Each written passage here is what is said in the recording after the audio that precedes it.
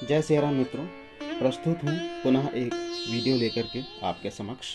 तो बिना देरी के चलिए शुरू करते हैं कि जग बहु नर सरसरे समभाई, जे निज बाढ़ बढ़हि जल पाई।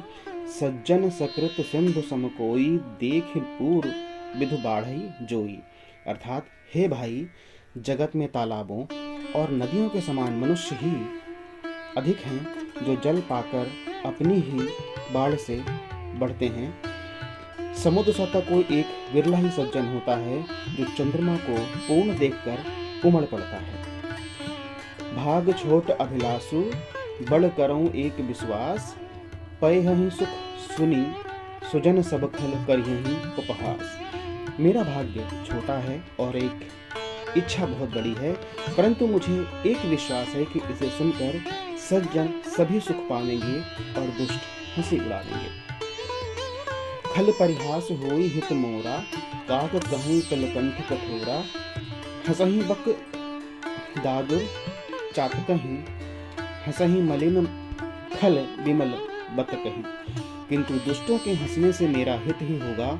मधुर कंठ वाली कोयल को कौवे तो कठोर ही कहा करते हैं, जैसे बगुले हंस को और मेढक पपीहे को हंसते हैं। दोबारा दोहराता हूँ, जैसे बगुले हंस को और मेढक पपीहे को हंसते हैं, वैसे ही मलिन मन वाले दुष्ट निर्मल वाणी को हंसते हैं।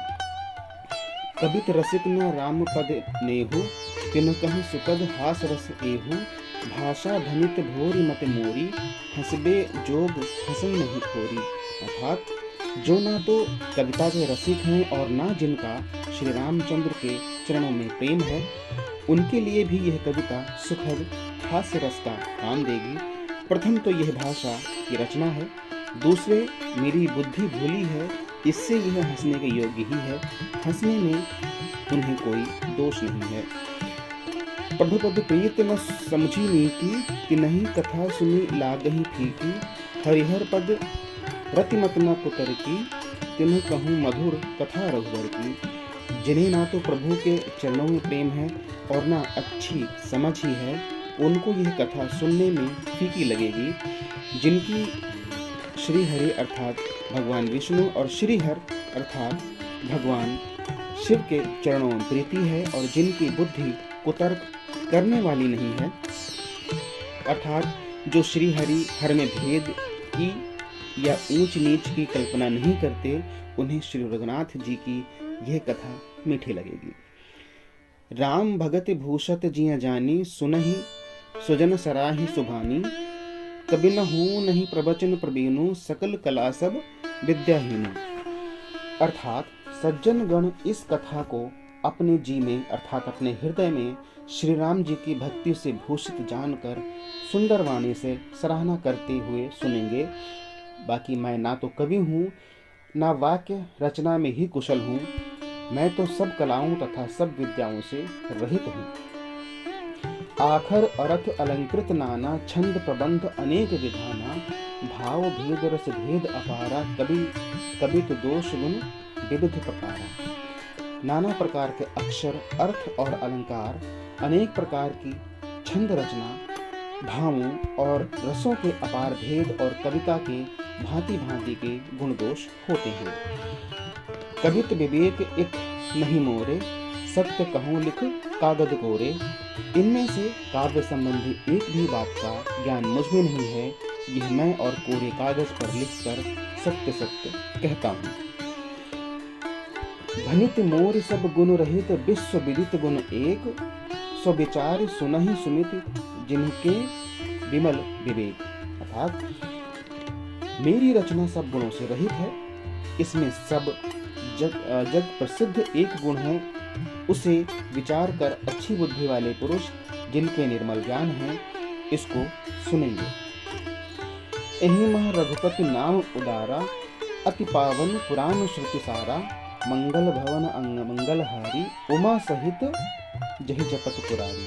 दोबारा दोहराता हूँ साथियों, इस लाइन को हमने अक्सर सुना होगा, फिर से सुनिए कि एहि मह रघुपति नाम क्षमा कीजिए यही मह रघुपति नाम उदारा, अति पावन पुराण श्रुति सारा, मंगल भवन अमंगल हारी, उमा सहित जहि जपत पुरारी। अर्थात इसमें श्री रागनाथ जी का उदार नाम है, जो अत्यंत पवित्र है, वेद पुराणों का सार है, कल्याण का भवन है और अमंगल को हरने वाला है, जिसे पार्वती जी सहित भगवान शिव जी सदा जपते हैं। भनित विचित्र सुकविकृत जो राम नाम बिन सोह न सोऊ, विधु बदनी सब भांति समारी, सोह न बसन बिना बरनारी। अर्थात जो अच्छे कवि के द्वारा रची हुई बड़ी अनूठी कविता है, वह भी राम नाम के बिना शोभा नहीं पाती है। जैसे रामचंद्र माँ के समान मुख वाली सुंदर स्त्री सब प्रकार से सुसज्जित होने पर भी वस्त्र के बिना शोभा नहीं देती। सब गुण रहित सुकवि कृतबानी, राम नाम जस अंकित जानी, सादर कहें सुनहि सुबुधताही, मधुकर सरिस संत अनुग्राही। इसके विपरीत कुकवि की रचना हुई सब गुणों से रहित कविता को भी राम के नाम एवं यश से अंकित जानकर बुद्धिमान लोग आदर पूर्वक कहते हैं और सुनते हैं, क्योंकि संत जन भौरे के भांति गुण ही को ग्रहण करने वाले होते हैं। जदपि कबित रस एकौ नाही, राम प्रताप प्रगट एहि माही, सोई भरोस मोर मन आवा, केहि न सुसंग बड़प्पन पावा। यद्यपि मेरे इस रचना में कविता का एक भी रस नहीं है, तथापि इसमें श्री राम जी का प्रताप प्रकट है। मेरे उनमें यही एक भरोसा है, भले संग से भला किसने बड़प्पन नहीं पाया। धूमौ तजय सहज करुआई, अगरु प्रसंग सुगंध बसाई, भनित बदेश वस्तु भले बरिनी, राम कथा जग मंगल करन। धुआं भी अगर के संग से सुगंधित होकर अपने स्वाभाविक कड़वेपन को छोड़ देता है। मेरी कविता अवश्य भद्दी है, परंतु इसमें जगत का कल्याण करने वाली राम कथा रूपी उत्तम वस्तु का वर्णन किया गया है, इससे ये भी अच्छी ही समझी जाएगी। छंद है कि मंगल करनी कलिमल हरनी, तुलसी कथा रघुनाथ की, गति कूर कविता सरित की, ज्यों सरित पावन पाथ की, प्रभु सुजस संगति भनिति, भली होही सुजन मन भावनी, भव अंग भूति मसान की, सुमिरत सुहावनी पावनी। तुलसीदास जी कहते हैं कि श्री रघुनाथ जी की कथा कल्याण करने वाली और कलयुग के पापों को हरने वाली है। मेरी इस भद्दी कविता रूपी नदी की चाल पवित्र जल वाली नदी की चाल की भांति टेढ़ी है। प्रभु श्री रघुनाथ जी के सुंदर यश के संग से यह कविता सुंदर तथा सज्जनों के मन को भाने वाली हो जाएगी। शमशान की अपवित्र राख भी श्री महादेव जी के अंग के संग से सुहावनी लगती है और स्मरण करते ही पवित्र करने वाली होती है। प्रिय लागहि अति सबहि मम, भनित राम जस संग, दार विचार की करी को, बंदिये मलय प्रसंग। श्री राम जी के यश संग से मेरी कविता सभी को अत्यंत प्रिय लगेगी। जैसे मलय पर्वत के संग से काष्ठ मात्र अर्थात चंदन बनकर वंदनीय हो जाता है, फिर क्या कोई काठ का विचार करता है। श्याम सुरभि पै बिसद अति, गुनद करहि सब पान, गिरा ग्राम में सिया राम जस, गावहि सुनहि सुजान। श्याम गौकाली होने पर भी उसका दूध उज्जवल, दोबारा बोलता हूँ, श्याम गौ काली अर्थात काले रंग की जो गाय है उसका दूध उज्जवल और बहुत गुणकारी होता है, यही समझकर सब लोग उसे पीते हैं। इसी तरह गवारू भाषा में होने पर भी श्री सीता राम जी के यश को बुद्धिमान लोग बड़े चाव से गाते और सुनते हैं।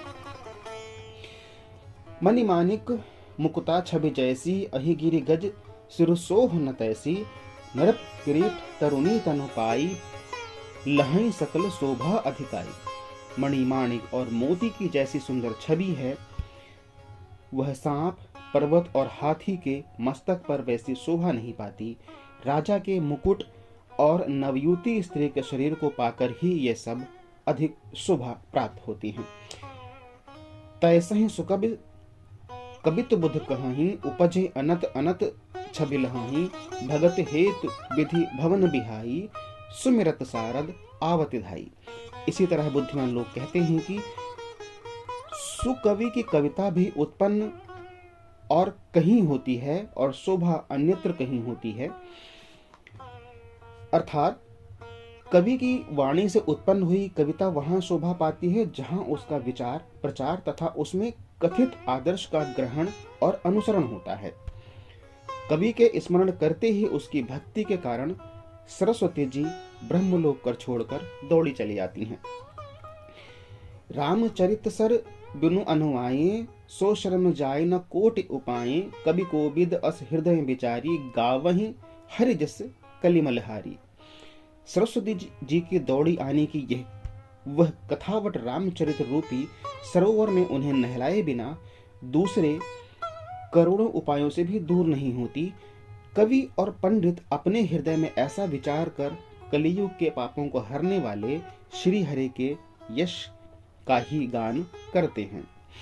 कीन्हे प्राकृत जन गुण गाना, सिर धुनि गिरा लगत पछताना, हृदय सिंधु मत सीप समाना, स्वाति सारदा कहीं सुजाना। अर्थात संसारी मनुष्यों का गुण गान करने से सरस्वती जी सिर धुनकर पछताने लगती हैं कि मैं क्यों इसके बुलाने पर आई। बुद्धिमान लोग हृदय को समृद्ध, बुद्धि को सीप और सरस्वती को स्वाति नक्षत्र के समान कहते हैं। जो बरसे बरबारी विचारू, हुई कवित कुमुता मनि चारु। अर्थात इसमें यदि श्रेष्ठ विचार रूपी जल बरसता है तो मुक्ति मणि के समान सुंदर कविता होती है। जुगुत बेधि पुनि पुहि, रामचरित बरताग, पहिरहि सज्जन विमल उर, शोभा अति अनुराग। उन कविता रूपी मुक्ति मणियों को युक्ति से भेद कर फिर रामचरित रूपी सुंदर ताग में पिरोकर सज्जन लोग अपने निर्मल हृदय में धारण करते हैं, जिससे अत्यंत अनुराग रूपी शोभा होती है। वो आत्यांतिक प्रेम को प्राप्त होते हैं। तो साथियों, आज का ये वीडियो यहीं समाप्त होता है। वीडियो पसंद आया हो तो लाइक और शेयर अवश्य करें। आपके कुछ विचार हैं तो आप कमेंट बॉक्स में लिख सकते हैं। मैं पूरा प्रयास करूंगा कि आपको उसका उत्तर या फिर जो भी मेरे विचार होंगे मैं अवश्य लिखूंगा। दूसरा, यदि आप चैनल पर नए थे तो विनती है कि चैनल को सब्सक्राइब किए बिना मत जाइएगा। मिलते हैं अगले वीडियो में, तब तक के लिए जय सिया राम।